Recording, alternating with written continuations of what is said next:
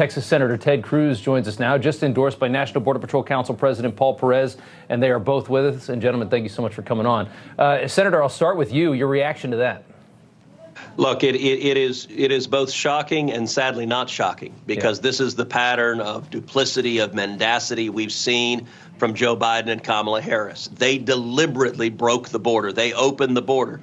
You just had testimony there of one sector, hundreds of potential terrorists coming into this country, and the Democrats doing everything they can to lie to the American people and say this isn't happening. What is happening right now at the border is a humanitarian crisis. It is a public safety crisis, but it is a national security crisis. We are today at a greater risk of a major terrorist attack than any time since September 11th, 2001. And Joe Biden and Kamala Harris continue to double down on the same open border policies. So does my opponent who's running against me, Colin Allred, a very, very left-wing congressman who has voted in favor of open borders over and over and over again. And I'll tell you, Rob, Chuck Schumer has been explicit. I'm his #1 target. The Democrats are flooding over $100 million against me in Texas because they want a left-wing open borders Democrat to be elected.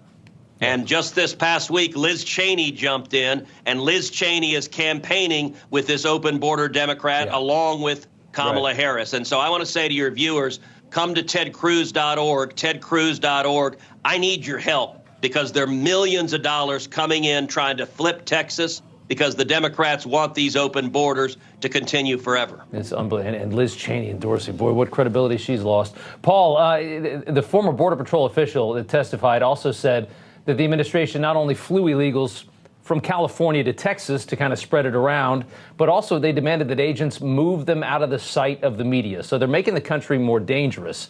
They're trying to conceal that and then also hide it from the media at the same time. Oh, absolutely. Everything they've done from day one, they wanted to silence everybody in green. So they made sure that the high-level managers weren't able to tell the truth about what was going on.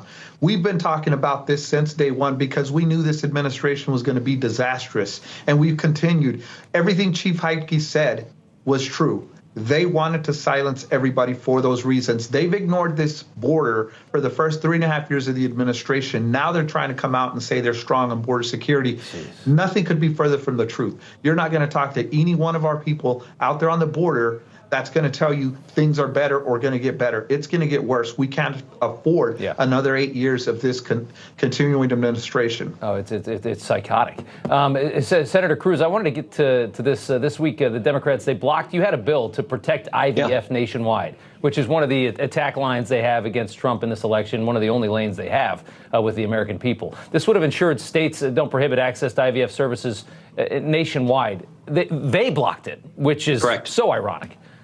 Yeah, no, it's deeply cynical. Listen, I strongly support IVF. I think IVF, in vitro fertilization, is an incredible medical miracle. It has enabled millions of men and women who want to become dads and moms to bring babies into the world, to hold a son, to hold a daughter. Over 8 million babies in America have been born through IVF. 2% of all births in America come from IVF. And yet Democrats and the corporate media are scaremongering and making parents fear that IVF is in jeopardy. I drafted legislation along with Katie Britt, senator from Alabama. The two of us did it together.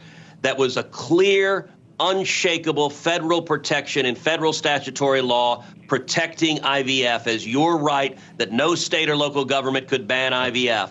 And Senator Britt and I went to the Senate floor. We tried to pass our legislation, and the Democrats stood up and objected. And they objected because they don't want to protect IVF as a matter of federal law, because their plan is, and they're doing it right now, to spend millions and millions of dollars of TV ads falsely claiming that Republicans want to take away IVF. That's a lie. All 100 senators support IVF. And if our legislation passed, they wouldn't be able to launch those false attack ads. So the Democrats objected, and they're just playing games. It's their best lane at some kind of support in this election. They have nothing else. They've screwed everything else up. Senator, we appreciate you coming on. Paul Perez, you too. Thanks, guys. Thank you, sir.